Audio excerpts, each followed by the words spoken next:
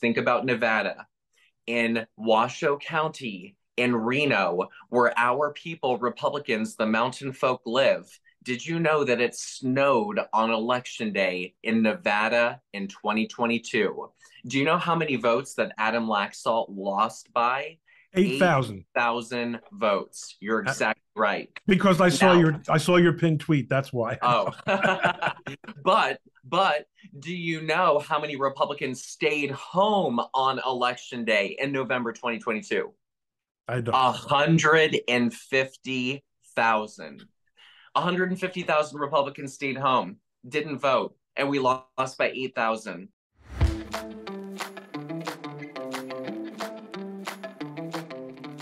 Hey, culminators. Thank you very much for joining us today. Anybody know this guy? The Persistence with 1.3 million followers. And I would venture one of the most not only recognizable, but well-liked personalities in the conservative movement today. Scott Presler, thank you so much for finding time to get us in here. You are all over the place, you're persistently and consistently all over the place. What's going on these days? Hey, Ron. Well, I just arrived here in Hudson, Wisconsin. We're in St. Croix, and I'm literally just across the border from Minnesota. And we're going to be doing an event with Tom Tiffany, a congressman in the great state of Wisconsin, because I'm here for a Supreme Court race. So I'm all in here in Wisconsin. You have been tweeting intensely about this Wisconsin Supreme Court race. I am fascinated by the breadth of your knowledge of local politics all over the country. Back when the famous Curtis Sliwa was a radio personality in New York, I was always so impressed. And of course, he had spent all these days as the guardian angels. He knew every corner of New York City. He knows. I mean, he's still with us. The guy, you seem to know every corner of the entire United States. How do you assimilate all this information? Well, everyone always says that politics is local. And so I'm trying to bring that understanding of the local perspective at a national level, which is kind of ironic if you think about it. But this year in 2023, we've got important races going on across the United States. And so I'm trying to use my platform to bring attention to those. And the first one on April 4th is the Wisconsin State Supreme Court race. And just so I can provide your Please. viewers a little bit of background information on what this means and why the heck I'm here in Wisconsin.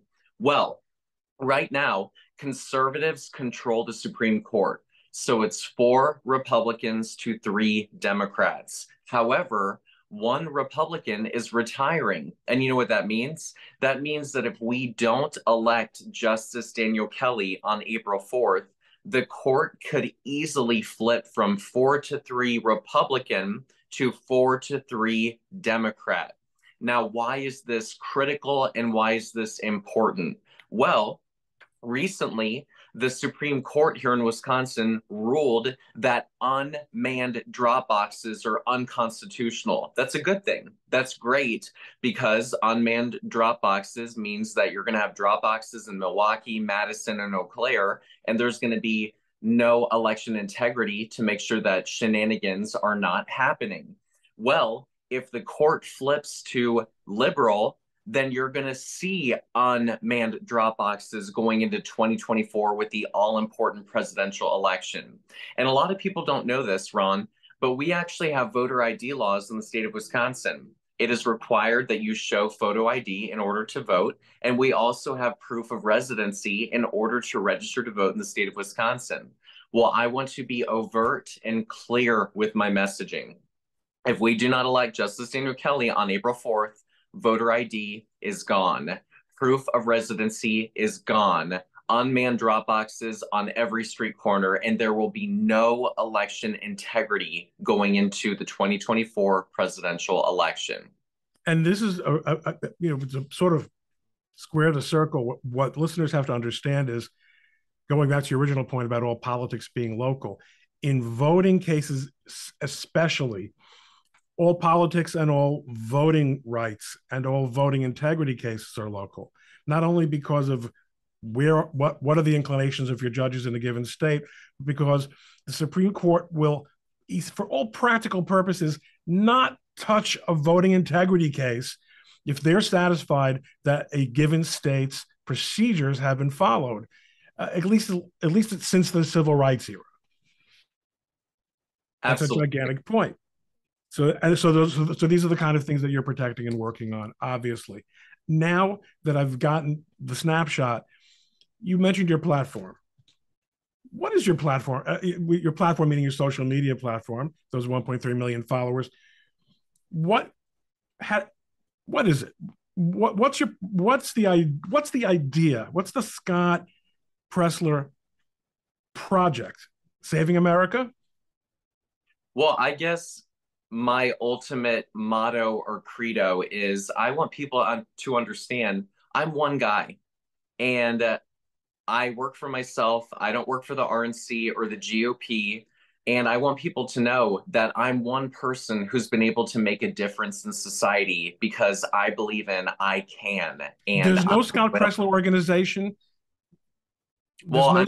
I'm getting there, Ron. Oh, okay. but All right, there is. but I want people to know that I started from very humble beginnings. I started as a dog walker working at an elementary school, and I was inspired by President Obama because I realized that I was only a voter. Where was I knocking on doors and registering voters and getting out the vote? And I realized that because I was only a voter, not being an active participant in our constitutional republic, that I was a part of the problem because I wasn't a part of the solution. And so my first ever job was helping to elect now Governor Greg Abbott in the great state of Texas. And like many of you listening right now, we never wanted Hillary Clinton to set foot in the White House ever again. And so I spent 2 years of my life working to defeat Hillary Clinton, electing Donald Trump as the 45th president of the United States. But my life changed forever in 2019. President Trump brought attention to the city of Baltimore, Maryland, and he had some choice words talking about the city.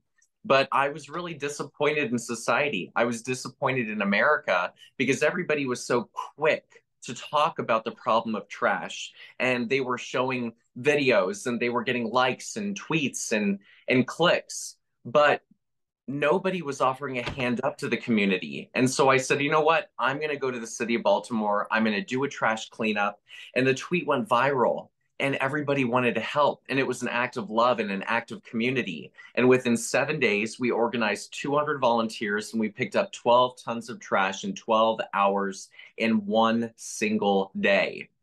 And I thought to myself, wait a second, I'm not the government. I don't have millions of dollars at my disposal, but look at what we were able to accomplish without the government.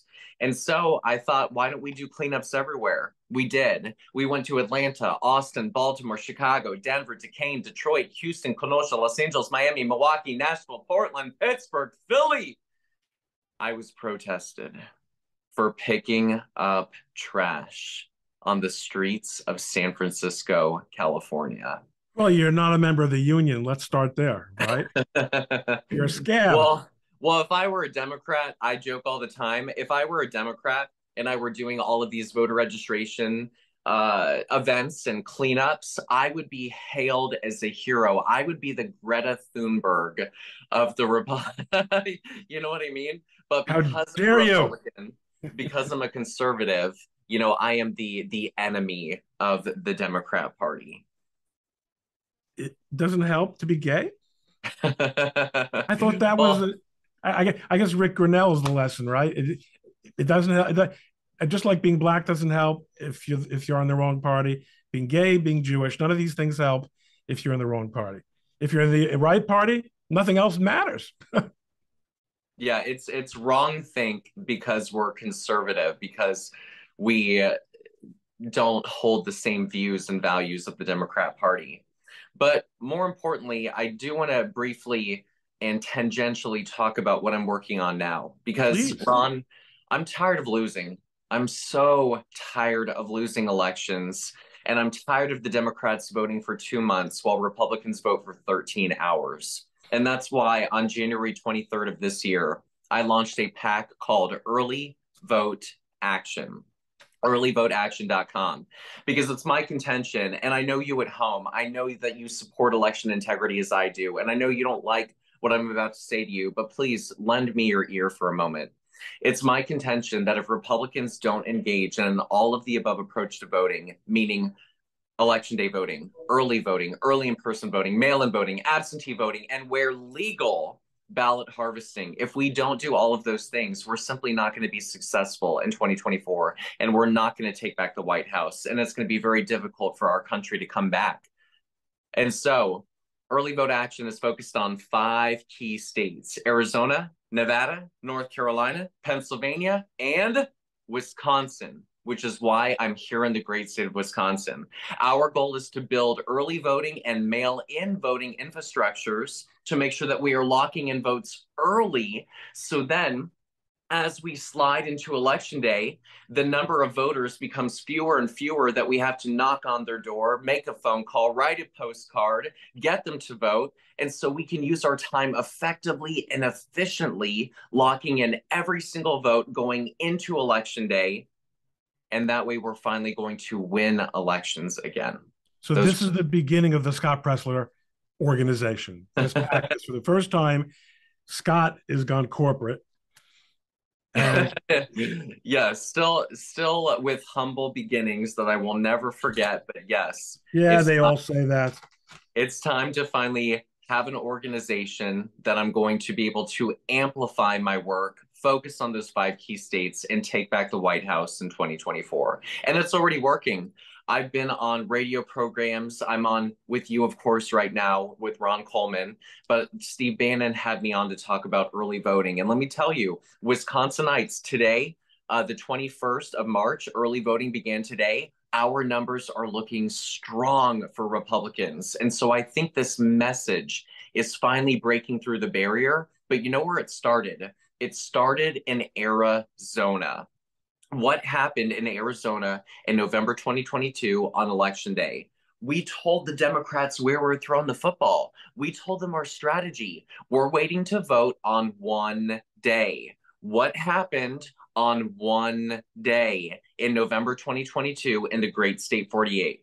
30% of machines had tabulation errors coincidentally on election day. That is factual. I'm not saying anything that is non-factual. And therefore, thousands of Republicans were disenfranchised because they waited to vote on one day. And it's my contention that had we engaged in early in-person voting and mail-in voting and amplified our numbers, that Kari Lake would be governor of the great state 48 today, and Blake Masters would be senator, and Abe Hamadeh would be attorney general. But there's one other reason why we must engage in early voting. I'm speaking to you right now, looking outside my window and seeing snow everywhere. I'm telling you, it snowed from Kenosha to Milwaukee to Ozaki to Racine to Rock to Sheboygan. I've had snow everywhere I've been for the last 2 weeks here in Wisconsin, and it's very likely to snow on Election Day on April 4th. Now, where I'm going with this is think about Nevada.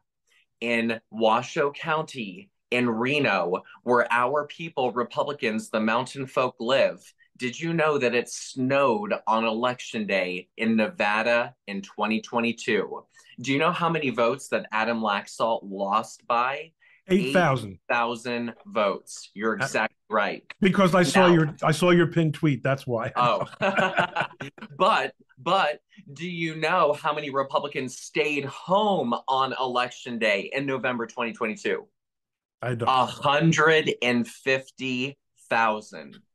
150,000 Republicans stayed home, didn't vote, and we lost by 8,000. It's my contention that Wisconsin and Nevada are neither blue nor purple. They are both red states. And had we engaged in early in-person voting, had we engaged in mail-in voting, had we engaged in Nevada in legal ballot harvesting, today we would have Senator Adam Laxalt in the great state of Nevada. Why has it taken us so long to learn this, Scott? We have to learn the hard way. You know, look, I'm a Taurus. My mom always told me that sometimes you have to learn the hard way in life. And I think you're bullheaded. I'm a little stubborn, bullheaded, bullish. And unfortunately, Republicans had to learn the hard way in 2022 with In other words, Nevada. Republicans tend to follow rules, and they say, "Here's election day. Good. That's the day when I go to vote." Yeah. Democrats ask, "What do I need to do to win?" Without Again, even coming on to cheating. Without even coming on to cheating. What do I need to do to win? Republicans say, "What are the rules?" well, and I really want to expand upon why we've been successful, where we have been successful. Because right now, Republicans, we only have a narrow majority in the House of Representatives. Do you know why we have a narrow majority in the House of Representatives? Lee California. Zeldin. Lee Zeldin. Lee Zeldin. No one's talking about this. Lee Zeldin in New York, California, and Florida are the reasons why we have the House of Representatives The right now. three reddest, the three bluest states in the country. Well, Not, and it's not Florida, obviously, but but two of the three, and you know why? Because we engaged in ballot harvesting in California. Because the Democrats, they're smarter than us. I'm going to give them credit. The Democrats aren't stupid. oh, You know I what can't they did? believe it. Always frustrates me when people talk about how dumb Democrats are. See, No, are you kidding? They know exactly what they're doing, they including when are. they say stupid things. Those stupid things are not meant to demonstrate intelligence. They're meant to message, to influence people, to reassure people on in their base. Never underestimate your enemy. Well, and here's the difference between Democrats and Republicans. Democrats lost 2016, right? We elected Donald Trump as the 45th president of the United States. They didn't just whine and complain. You know what they did? They changed the law. They changed the rules and they allowed for ballot harvesting in California. And what happened in 2018 in the midterm election? Every single Republican congressional district in the once Republican stronghold of Orange County, California, went from red to blue. They took the House, they did the Mueller investigation, they made it difficult for us to pass any legislation going into 2020, and ultimately the Democrats were successful. However, Republicans finally got smart and they started doing legal ballot harvesting of their own. What happened in 2020 after they started doing legal ballot harvesting? Well, guess what? We won with Young Kim in 2020, flipping an Orange County seat from blue to red. We won with Michelle Steele in Orange County, flipping a seat from blue to red. And furthermore, we not only held those two seats in 2022, but despite California losing a congressional seat because everybody's fleeing New York and California, we actually picked up a congressional seat with Duarte. We won with Mike Garcia when he just barely won in 2020 with like 500 more votes than his Democratic opponent. So the fact of the matter is because in California, we engaged in an all of the above approach to voting, including election day, early voting, early in-person voting, mail-in voting, absentee voting, and where legal, ballot harvesting. Because we did that, we picked up seats and we now have a narrow majority in the House of Representatives. And furthermore, one last point, because of the leadership and the messaging of Lee Zeldin, who should, by the way, be governor in New York, because we only lost by 500,000 votes. Did you know that? Kathy Hochul only lost by 500,000 votes, when in New York, there are 1.5 million likely Republican unregistered voters. New York, if we actually got every single gosh darn Republican out to vote, we would win the state of New York. And the Democrats would never be able to win again. But it's all up here. And that's why we must have a positive mindset going into 2024. And more importantly, we must not only have faith, but we must couple that with action. And that's why at earlyvoteaction.com, I'm writing and I will be soon publishing a ballot harvesting manual for all 50 states across the country that has all the rules, laws, statutes, regulations that whether you're in Wyoming, Texas, California, New York, Maine, you will know what are the legal avenues that you will be able to ballot harvest so we can lock in votes and win in 2024. Scott, you've got this all so well organized in your head. I hear it just flowing out. I mean, there's some people I interview, and I can tell they're giving me their sound bites. That's not what's happening here. I'm talking to a legitimate person who is just opening up shoots, and ideas and creativity are coming out. How did you get to this point? You tell me you started out as a door knocker, but what were you before that? Do you have a Well, PhD in physics? Are you a French major? What's the story? oh gosh, not physics. I was good at chemistry and biology, but I'm terrible at physics. No, I went to George Mason University, which is why I have this ring on my finger, George Mason. Oh, And I studied where'd you criminal. grow up? I grew up in Florida. I was born in Jacksonville. And see, I've been hanging out with New Yorkers way too. Florida. That's South Florida, though, right? Well, northern Florida and Jacksonville and Duval. And actually, today's election day in Duval County. So if this is being released today, get out and vote in the mayoral election in Duval County, Florida. That's today. Okay, well, that'll be too late for this, but we will both get on social media after we're finished with this and make sure to remind everybody.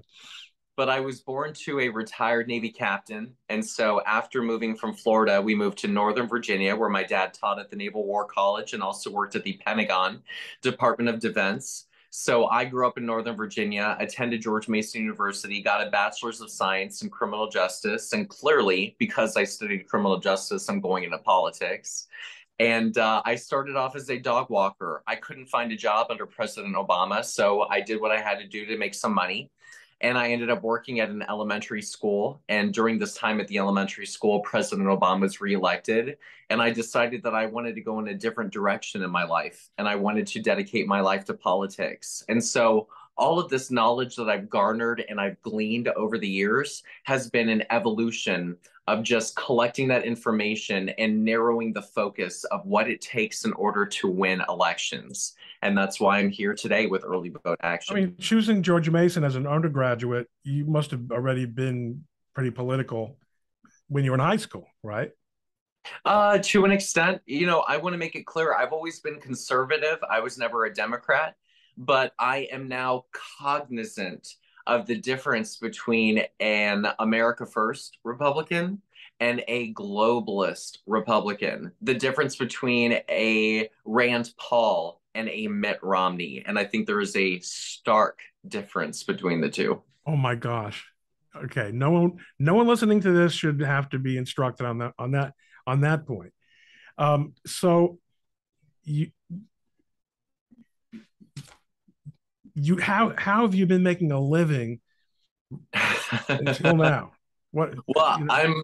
I'm a terrible businessman, Ron.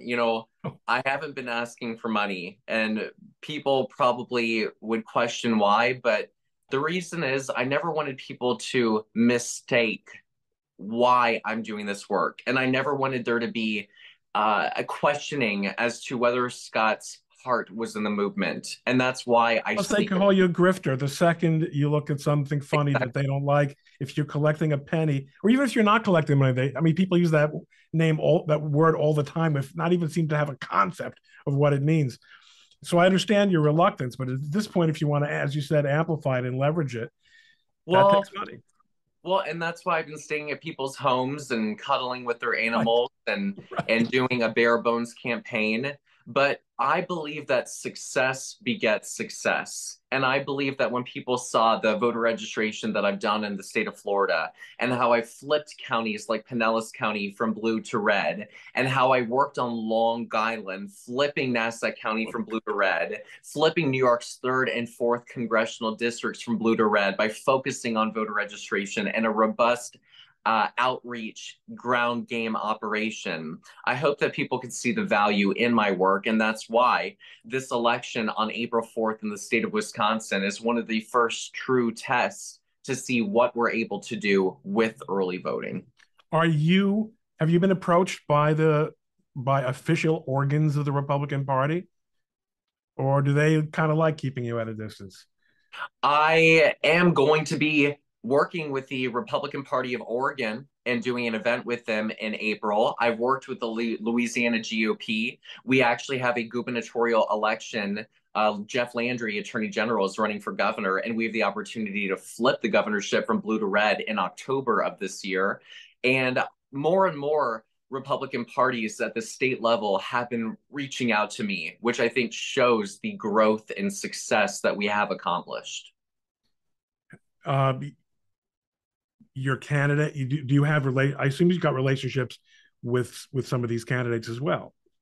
specific Yes. candidates?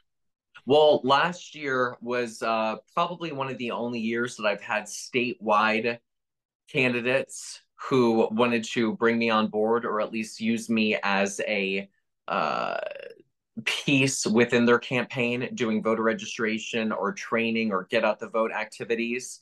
And so I've definitely seen that my trajectory continues to march uphill, which is a sign in the positive direction. When you made the shift from picking up garbage to dealing with garbage politics, did you do you anticipate that this is going to be a longer term kind of project than the garbage stuff? Well, I think it's important that we continue to show the philanthropic side of the Republican Party. And we never should let that go because we want to show that Republicans are problem solvers and that we are solutions driven and that we actually want to help the community.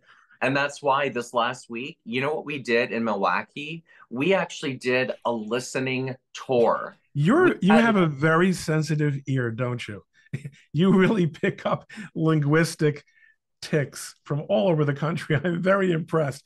I don't think everyone who interviews you picks up on your little shticks, but I'm very impressed. Okay, Milwaukee, go ahead. I love it. And listen, wherever I go, whether it's Long Island or Kenosha, I mean, Florida. I love picking up the culture of the place that I'm going. And I think that shows my love for it. Like I'm sitting here, I'm right next door to a Culver's because here in Wisconsin we got cheese curds and custard. That is the thing. Anyway, And you say we because you identify with wherever you are at that time. I I do. noticed several times that you say we. When you're in Wisconsin, it's we because because you're an American. Yes, and I'm so sorry. What question was I answering for you? It doesn't even really matter. We're having fun, right? No, the question was I had asked you about the difference between, the sort of static project, the static Oh, yeah. nature of picking up Yes. garbage and the long-term changes that have to happen in the voting side. Well, I want to make it clear. Look, I'm not just a flash in the pan. I'm here for the long haul, and I want to dedicate. Even if I somehow miraculously became a billionaire and I had all the wealth at my disposal, I'd still be doing this very job right now because I love it. And I feel like we're making a difference, and I feel that freedom is worth fighting for. And so I want to be doing this for the next 40 years, making sure that we're maintaining our freedom and conservative values. What kind of pushback are you getting from whom? Other than Well, other than the entrenched cities that object to your cleaning up under their underpasses and whatnot. the biggest hurdle right now is I see that we need an educational component. And what I mean by that is we need to alert Republicans about the importance of why we should early vote.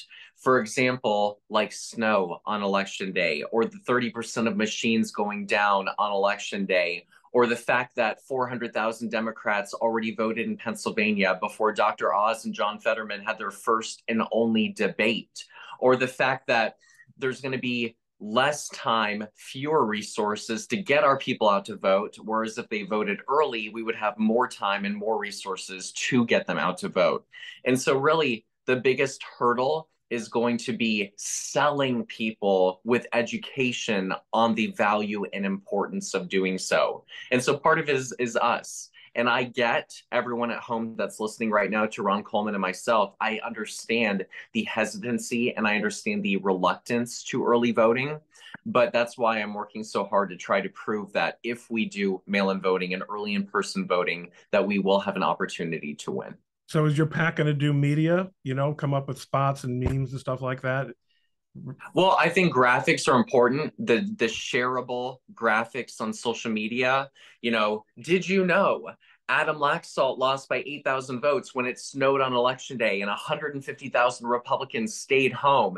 Vote early, win elections. Something as simple as that. But Yeah. yes, I've been making the rounds on media. I mean, right now I'm with you, of course, and Charlie Kirk, Steve Bannon.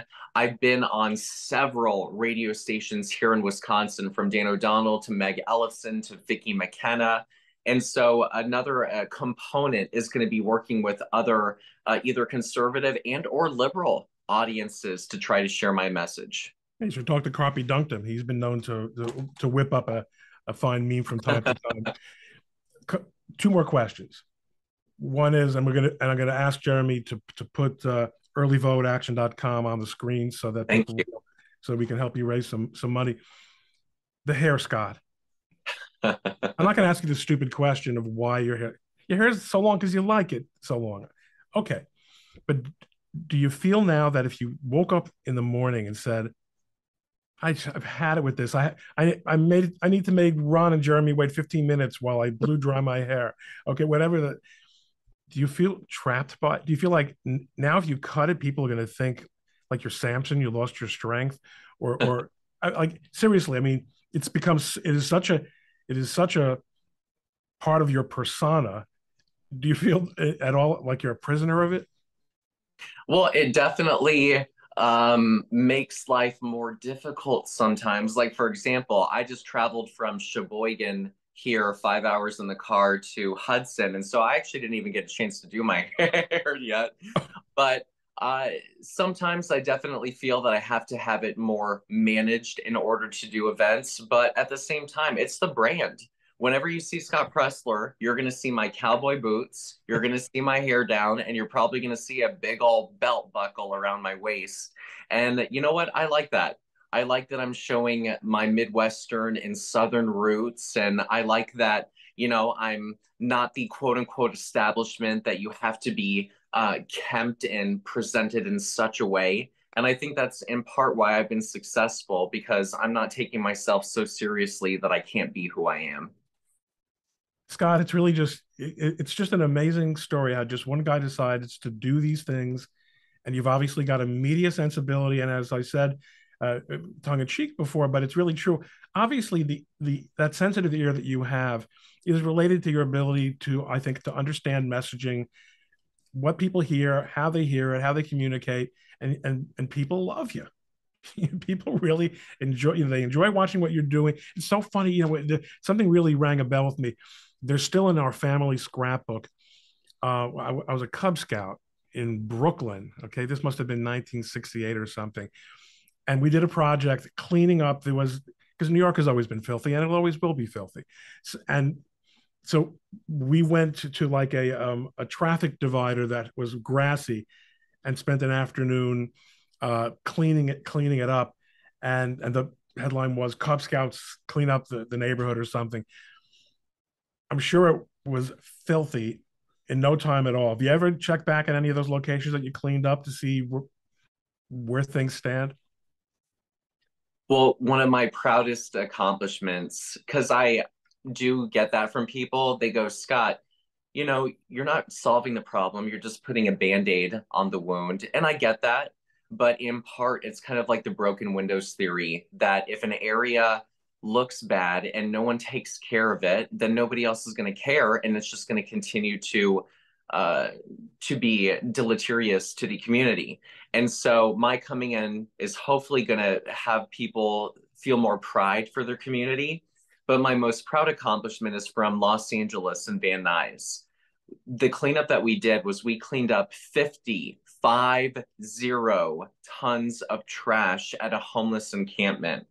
And actually, the reason why this was such an interesting situation is because it was federal property leased to the state of California. So the state of California said, we don't have to clean this. This is federal property. And the federal government said, we don't have to clean this. We're leasing to the state of California.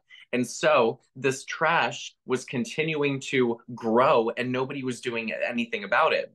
And so the homeless people, they're living there. On one side is the homeless community. On the other side is all of this trash. They actually opened the gate, allowed us into their area, and they worked with us, donning hazmat suits. And together as a family, we cleaned up 50 tons of trash. And that wasn't even everything, that was just a start.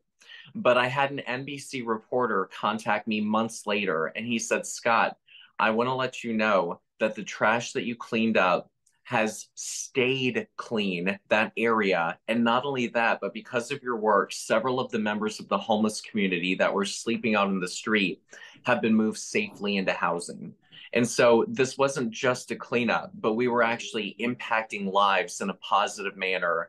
And that for me was one of the most rewarding things that I've done. I'm sure it was. Scott, you're an incredible personality. I'm glad we got to know each other a little bit better over this last 40 minutes. And I appreciate your jamming us into your ridiculous schedule. Let's get out there and tell people about that election in. Oh, in Duval. So today, March 21st, is early in-person voting for Wisconsin, and then also mayoral local elections in Duval County, Florida, Jacksonville. Florida. All right, buddy. Good luck. Hey, thanks, See Ron. you on the other side. Do your hair. It's disgusting. All right. Thanks, Scott. I really appreciate it. Sure. See ya.